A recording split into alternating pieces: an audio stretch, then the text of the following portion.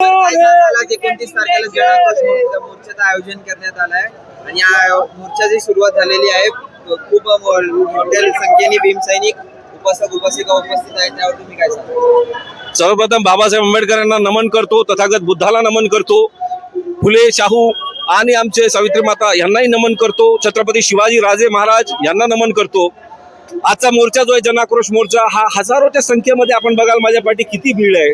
आदरणीय गौतम रत्न भंते जी आहेत त्यांच्या नेतृत्वाखाली हा मोर्चा निघालेला आहे आणि त्यांच्या नेतृत्वाखाली हा मोर्चा निघालेला आहे. समाज पूर्णपणे उतरलेला आहे. प्रमुख मागण्या ज्या आहेत त्याच्याकडे शासनाचं दुर्लक्ष होत आहे, शासन लक्ष देत नाहीये. प्रमुख मागण्यापैकी एक मागणी होती की कल्याणचा जो तालिबानी आयुक्त आहे ज्यांनी त्या ठिकाणी फोर्स घुसवली होती त्याचं निलंबन झालं पाहिजे. 2 डेप्युटी कमिशनर आहेत कल्याण केडीएमसीचे, त्यांचं निलंबन झालं पाहिजे, ते अद्यापही झालेलं नाही. तर ह्या ज्या मागण्या आहेत त्या मागण्याला घेऊन आजचा जनाक्रोश मोर्चा आहे. आणि MMRDAचे आयुक्त जे ज्यांनी सगळं कट रचलेलं आहे त्यांच्यावर पण कारवाई झाली पाहिजे, सस्पेन्शन झालं पाहिजे, ही आमची प्रमुख मागणी आहे. TDR घोटाळ्यासोबत चौकशी झाली पाहिजे. मुख्यमंत्र्यांनी इकडे लक्ष दिलं पाहिजे. राज्यपालांना मी वारंवार मेल करतोय पण अद्याप मला भेटण्याची वेळ दिली नाही राज्यपालांनी. प्रश्नचिन्ह उपस्थित राहतो. तर अशा अनुषंगाने ही लढाई आम्ही सगळे आज लढणार आहोत. सर, आज 29 तारखेचा हा मोर्चा आहे पण अजूनही अद्याप प्रशासनाचा कशाच्या पद्धतीने उत्तर आलेला नाहीये. तर याच्या पुढची बुद्धभूमीची काय पुढची भूमिका काय असेल? 12-13 दिवसाच्या खडतर तपश्चर्यानंतर आम्ही आंदोलनाला बसलो होतो भंतेच्या नेतृत्वात. अद्यापही उत्तर आलेलं नाही. तुम्ही म्हणता ते बरोबर आहे, पण जोपर्यंत न्याय मिळत नाही तोपर्यंत हा लढा लढणार आहोत. महिना लागो, 2 महिना लागो, 3 महिना लागो, 4 महिना लागो, पण लढाई चालू राहणार आहे.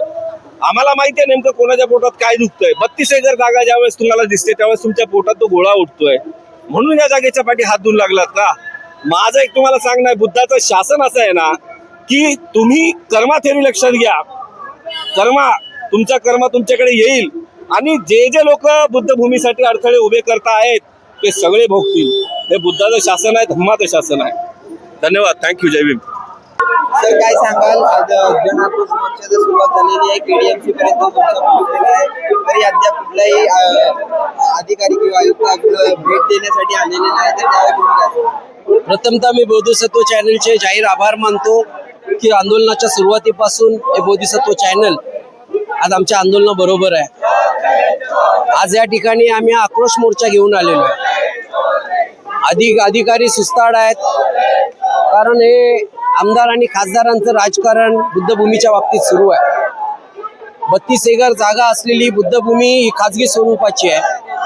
त्या बुद्धभूमीवरती बुद्धभूमी फाउंडेशन नावाचं रजिस्ट्रेशन अशी बुद्धविहार आहे आणि असं असताना त्या ठिकाणी 100 ते 150 बुद्ध स्वरूप त्या जागेवर असताना, बाबासाहेब आंबेडकरांचा भव्य पुतळा असताना, म्यानमारची भव्य मूर्ती असताना, ते बुद्धविहार विकसित असताना, तिथे जवळजवळ 1000-2000 फुटाचं बुद्धविहार असताना जाणून बुजून आमच्या जागेवरती रिझर्वेशन टाकून 20 एकर जागेवर सरकारी रिझर्वेशन टाकलेलं आहे. या महानगरपालिकेने TDRचा भ्रष्टाचार करण्यासाठी त्या आमच्या बुद्धभूमीवर आणून रिझर्वेशन टाकलेलं आहे आणि त्या रिझर्वेशनच्या माध्यमातून त्या ठिकाणी शाळा कॉलेज करण्याची धोरणं, आमच्या बुद्ध मूर्त्या उपटून करण्याचं काम चालू आहे. तिकडे आमच्या भूमीमध्ये एक उड्डाण पूल घातलेला आहे आणि तो उड्डाण पूल हा गैरमार्गाने घातलेला आहे. आमच्या बुद्धभूमीला 2 तुकडे करण्यात आलेले आहेत आणि अशा स्वरूपाचं असताना या ठिकाणी असं दुधाभाव आमच्या बरोबर खासदारांच्या राजकारणाबाबत माध्यमातून चालू आहे. आम्ही या सरकारला जाब विचारायला इथे आलेलो आहे की तुमचे हात स्वच्छ ठेवा. येणाऱ्या 2029 मध्ये हा आंबेडकरी अनुयायी या कल्याण शहरामध्ये मुंबऱ्यापासून अंबरनाथ उल्हासनगर पर्यंत हा 40 ते 45% असलेला बुद्ध धर्मीय हा इथला मूळ निवासी आहे आणि त्याच्या मताच्या जोरावर तुम्ही मागील निवडणूक जिंकला होतात आणि या 2029 मध्ये श्रीकांत शिंदेंना या कल्याण भूमीतून कुठल्याही स्वरूपाचं मतदान होणार नाही आहे जर आमच्या बुद्धभूमीचं नुकसान झालं तर. प्राधिकरणाच्या नावाने जो जाणून बुजून खट्टाळपणा केलेला, कोळसाळपणा केलेला आहे, तो सगळा राजकीय डावपेच आहे. तो लॉलीपॉप दाखवलेला आहे आंबेडकरी जनतेला.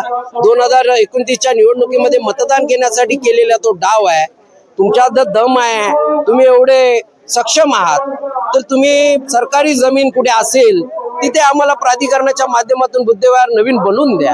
तुम्ही आमची बुद्धविहार उद्ध्वस्त करून त्याच्यावरती सरकारी बुद्धविहारे आणि दलालांना हाताशी घेऊन जर करण्याचा प्रयत्न कराल तर आंबेडकरी अनुयायी 2029 मध्ये तुम्हाला गाडल्याशिवाय राहणार नाही.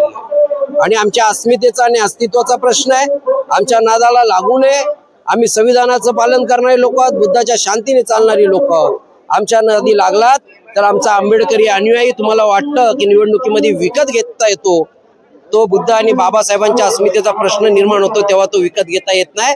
तो तुमच्या घरादारासह तुमची राख रांगोळी केल्याशिवाय गप्प बसणार नाही. बुद्धभूमी फाउंडेशनची पुढची भूमिका काय असणार आहे? अद्याप कुठल्याही प्रशासनाकडून काही उत्तर वगैरे आलेलं आहे, तर बुद्धभूमीची पुढची भूमिका काय असेल? बुद्धभूमीची बाबासाहेब आंबेडकरांनी सांगितले, तुम्हाला जर न्याय मिळत नसेल तर तुम्हाला बंड करावं लागेल, तुम्हाला रस्त्यावर उतरायला लागेल. आम्ही आमचे न्याय हक्क नेहमीच रस्त्यावर उतरून नेहमीच आम्ही घेत आलेलो आहोत. आणि त्या येथे न्याय हक्क बुद्धभूमीच्या माध्यमातून, बुद्धभूमी एकटी नाही आहे, भिक्खू संघ एकटा नाही आहे, त्याच्या मागे हा आंबेडकरी अनुयायी सक्षमपणे उभा आहे. आणि बुद्धभूमीच्या आंदोलनाची ही सुरुवात झालेली. आतापर्यंत जे चाललं होतं ती सुरुवात नव्हती. हा आजचा दिवस सुरुवात आहे. आणि ही सुरुवात या मंत्रालयाच्या खुर्च्या, या खासदारकीच्या खुर्च्या, या खुर्च्या तोडल्याशिवाय गप्प बसणार नाहीये. आणि महाराष्ट्रातून यांना हद्दपार केल्याशिवाय गप्प बसणार नाहीये. काय सांगायला? जनाक्रोश आयोजन करण्यात आलेलं आहे. मोर्चाला सुरुवात झालेली आहे. लाखोच्या संख्येने भीम सैनिक उपस्थित आहेत. आज आपण बघताय की बुद्धभूमीचे जे आंदोलन आहे त्याने तीव्र रूप घेतलेलं आहे. अनेक बौद्ध बांधव, फक्त बौद्ध बांधवच या ठिकाणी म्हणता येणार नाही, तर आगरी, कोळी, भंडारा प्रत्येक समाजाची लोक या आंदोलनामध्ये सहभागी आहेत. आणि त्याचं एकमेव कारण आहे की अनेक वर्षांपासून या ठिकाणी आगऱ्यांच्या, कोळ्यांच्या, भंडारा समाजाच्या अनेक जमिनी या सरकारने गिळंकृत केलेल्या आहेत. आता त्याच्यावर त्यांचं पोट भरत नाहीये. त्यांना खासदार विकत घ्यायचे, त्यांना आमदार विकत घ्यायचे, म्हणून या ज्या धार्मिक स्थळांच्या जमिनी आहेत त्यांच्यावर या बापलेकाचा डोळा आहे आणि या जमिनीच्या पैशातून हे खासदार, आमदार विकत घेणार आहे. पण यांचा कितीही वाईट मनसुबा असला तरी हा भीम सैनिक, हे सगळे समाज बांधव यांचा हा मनसुबा हाणून पाडू, हे इतकं मोठं आंदोलन ही फक्त झाकी आहे. तुम्हाला भविष्यात जर आमच्या मागण्या पूर्ण झाल्या नाही, सरकारने ताबडतोब 7/12 हा बुद्धभूमी फाउंडेशनच्या नावावर केला नाही, प्राधिकरण रद्द केलं नाही, आम्हाला जो रेल्वे ब्रिज आणि जे कसारा रेल्वे लाईन गेलेली त्याचा मोबदला जर दिला नाही, आमच्या अनेक मागण्या आहेत. TDR घोटाळ्यातील दोषींना जर कारवाई झाली नाही, अभिनय गोयल जे आयुक्त आहेत यांच्यावर जर कारवाई झाली नाही, हे आंदोलन आणखी तीव्र होईल. पूर्ण महाराष्ट्रभर आणि नंतर भारतभर हे आंदोलन पसरेल आणि त्या सर्वस्वी सरकार जबाबदार राहील.